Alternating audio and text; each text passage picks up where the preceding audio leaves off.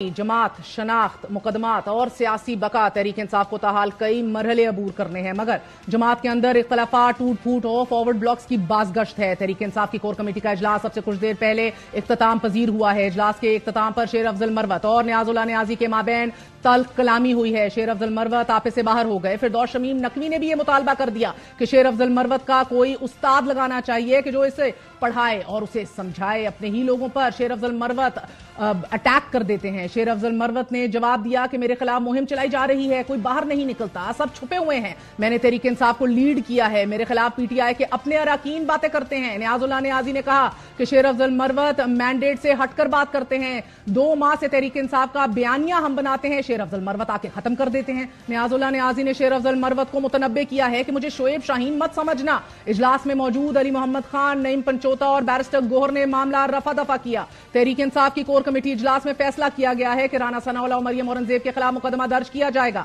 जमात का यह दावा है कि आज भी राना सनाउल्लाह के खिलाफ मुकदमा दर्ज करवाने की कोशिश की गई, लेकिन पुलिस ने इंदराज नहीं किया। तमाम पुलिस स्टेशन में जाकर मुकदमात का इंदराज करवाएंगे और अगर पुलिस अपनी हट धर्मी पर कायम रही तो अदालत से रुजू करेंगे। कोर कमेटी के इजलास में बानी पीटीआई के केसेस की अपीलों को सुस्त रवि के साथ सुनने पर भी chief justice Islamabad high court के कॉन्डक्ट पर शदीद तहफुजात का इजहार किया गया और यह कहा गया कि chief justice Islamabad high court Aamir Farooq खुद तमाम केसेस का ढटाई से एतराज के बावजूद खुद बेंच का हिस्सा बनते हैं और जानबूझकर बानी पीटीआई के केसेस को ताखीर का शिकार किया जाता है। हम फिर से अपील करते हैं कि chief justice Islamabad high court खुद को इमरान खान के केसेस से अलग कर दें। दूसरी जानिब तहरीक इंसाफ में फॉरवर्ड ब्लॉक बनने की खबर भी खुद जमात के सबसे मुतहर्रिक रहनुमा शेर अफजल मरवत ही दे रहे हैं। लगभग 40 MPs जो हैं पाकिस्तान तहरीक इंसाफ से वाबस्ता, वो अभी तक थोड़े जा चुके हैं। इस फॉरवर्ड ब्लॉक का हमें इल्म हुआ था 15 दिन पहले। अब नून जो है ये तोड़ रही है पीटीआई के MPs को। शेर अफजल मरवत का 2 टोक अल्फाज में कहना है कि मैं जिम्मेदारी से बयान देता हूं, पीटीआई पंजाब में फॉरवर्ड ब्लॉक बन चुका है। वफाकी वजीर इत्तलात अता ताड़वी तहरीक इंसाफ में बनने वाले फॉरवर्ड ब्लॉक की तस्दीक कर रहे हैं। तहरीक इंसाफ इस वक्त बहुत टूट फूट का शिकार है। फॉरवर्ड ब्लॉक की खबरें आ रही हैं, गौहर खान साहब एक बात करते हैं, शेर अफजल मरवत साहब दूसरी बात करते हैं। कोई कहता है कि खान साहब ने कहा था कि मजलिस वहदतुल मुस्लिमीन को ज्वाइन करना है, कोई कहता है कि नहीं उन्होंने कहा था सुन्नी इत्तेहाद काउंसिल को ज्वाइन करना है। आपका बिहेवियर तो ऐसा है जिस तरह छोटे बच्चे आपस में लड़ते हैं। इस इंटरनल पॉलिटिक्स को छोड़ के मिसाके मईशत के हवाले से अपना किरदार अदा करें।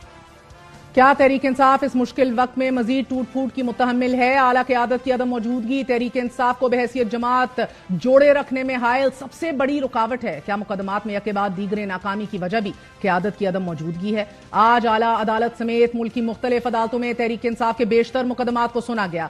एपलेट ट्राइब्यूनल ने तहरीक इंसाफ रहनुमा आजम स्वाति और मुराद सईद को सेनेट इलेक्शन लड़ने की इजाजत दे दी, मगर पेशावर हाई कोर्ट ने तफसीली फैसला जारी करके तहरीक इंसाफ को मखसूस नशिस्तें अलॉट न करने के इलेक्शन कमीशन के फैसले पर मोहर तस्दीक सब कर दी है। एक तरफ खैबर पख्तूनख्वा हुकूमत ने फौजी अदालतों में सिविलियंस के ट्रायल कलअदम करार देने के खिलाफ खैबर पख्तूनख्वा निगरान हुकूमत की दरख्वास्त वापस लेने की इस्तदा की, तो दूसरी जानिब इस्लामाबाद हाई कोर्ट में साइफर का मुकदमा सुना गया। अदालत ने साबिक वजीर आजम इमरान खान की दरख्वास्त पर बानी पीटीआई और शाह महमूद कुरैशी के प्रोडक्शन ऑर्डर जारी कर दिए हैं। सुप्रीम कोर्ट में मिलिट्री कोर्ट्स में सिविलियंस के ट्रायल कलअदम करार देने के खिलाफ अपीलों पर समाअत जस्टिस अमीनुद्दीन खान की सरबराही में 6 रुकनी बेंच ने की। दौरान समाअत आला अदालत ने अटॉर्नी जनरल से जेरे हिरासत 103 अफराद की डिटेल्स और तफसीलात तलब कर ली हैं। समाअत के आगाज में दरख्वास्त गुजार जस्टिस रिटायर्ड जवाद ख्वाजा के वकील अहमद हुसैन ने बेंच पर एतराज उठाते हुए कहा कि बेंच के मेंबरान पर हमारा एतराज है, बेंच बड़ा होना चाहिए था। जवाद ख्वाजा के वकील ने 9 रुकनी बेंच बनाने की इस्तदा करते हुए कहा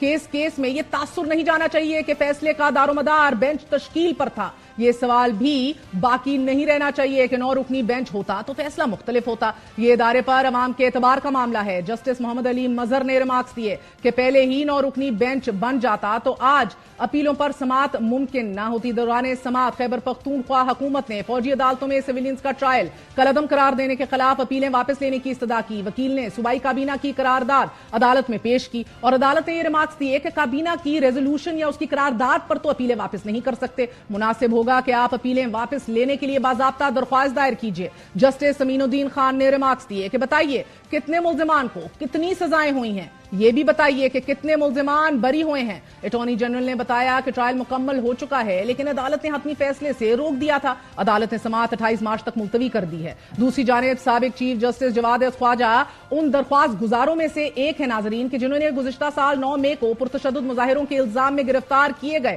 شہریوں کے فوجی ٹرائلز کے خلاف عدالت سے رجوع کیا تھا۔ گزشتہ برس سپریم کورٹ کے 5 رکنی بینچ نے متفقہ فیصلہ دیا تھا کہ جس میں 103 شہریوں کے ملٹری کورٹس میں ٹرائلز کو آئین کے خلاف قرار دیا گیا تھا۔ اس فیصلے کو وفاقی حکومت، وزارت دفاع، پنجاب، خیبر پختونخوا اور بلوچستان نگران حکومتوں نے انٹرا کورٹ اپیلوں کے ذریعے چیلنج کر دیا تھا۔ بعد ازاں 6 ججوں کے بینچ نے 13 دسمبر کو یہ فیصلہ 1-5 کی اکثریت سے سسپینڈ کر دیا تھا۔ 23 جنوری کو ہونے والی آخری سماعت پر جسٹس ریٹائرڈ سردار طارق مسعود نے یہ انٹرا کورٹ اپیل 3 ججوں پر مشتمل کمیٹی کے پاس بھیج دی تھی تاکہ اسے لاجب بینچ کے سامنے سماعت کے لیے مقرر کیا جا سکے۔ تحریک انصاف کے خلاف دوسرا بڑا مقدمہ اسلام آباد ہائی کورٹ میں آج سنا گیا۔ عدالت نے عمران خان اور سابق وفاقی وزیر شاہ محمود قریشی کی سائفر کیس میں سزا کے خلاف اپیلوں پر سماعت کی اور دوران سماعت جسٹس میاں گل حسن اورنگزیب نے ریمارکس دیے کہ کسی کو پتہ ہی نہیں کہ سائفر کا متن کیا ہے، لیکن کہہ رہے ہیں کہ دشمن کو فائدہ ہو گیا ہے۔ جسٹس میاں گل حسن اورنگزیب نے استفسار کیا کہ کیا اصل سائفر دفتر خارجہ میں موجود ہے۔ پروسیکیوٹر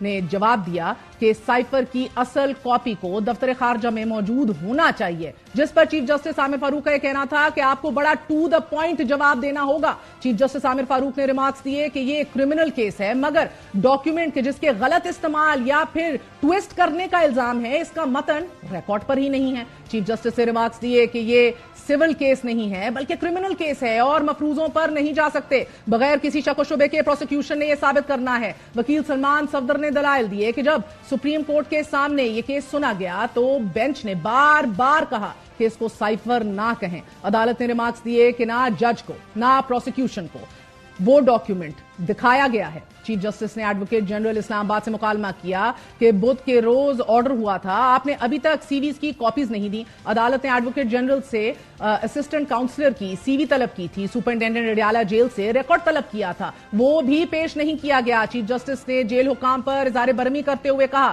کہ کیا یہ سول کورٹ ہے، مجسٹریٹ کورٹ ہے کہ ہاتھ سے فائل کریں گے آپ۔ عدالت نے استفسار کیا کہ یہ کہاں لکھا ہے کہ سائفر کی کاپیز کو ضائع کیا جائے گا۔ جسٹس میاں گل حسن اورنگزیب کا کہنا تھا کہ سائفر کا متن جج، پروسیکیوشن یا ملزمان کے وکلا کے سامنے ہی نہیں ہے، کسی کو پتہ ہی نہیں ہے کہ سائفر کا متن کیا ہے، لیکن کہا یہ جا رہا ہے کہ دشمن کو فائدہ پہنچا دیا گیا۔ عدالت نے بانی P T I Imran Khan اور شاہ محمود قریشی کی سائفر کیس میں سزا کے خلاف اپیلوں پر سماعت کل تک کے لیے ملتوی کر دی ہے۔ تحریک انصاف کو جماعت سے شناخت تک ویسے تو کئی مرحلے درپیش ہیں، مگر ایک کٹن مرحلہ مختلف عدالتوں میں چلنے والے وہ مقدمات ہیں کہ جن میں عمران خان، شاہ محمود قریشی کم و بیش 30 سال کی قید بامشقت کاٹ رہے ہیں اور جماعت کے بیشتر رہنما جیلوں میں ہیں یا پھر عدالتوں کی جانب سے ملنے والے ریمانڈ پر ہیں، مگر آنے والے دنوں میں تحریک انصاف کو عدالتوں کی جانب سے بڑے ریلیف کی توقع ہے۔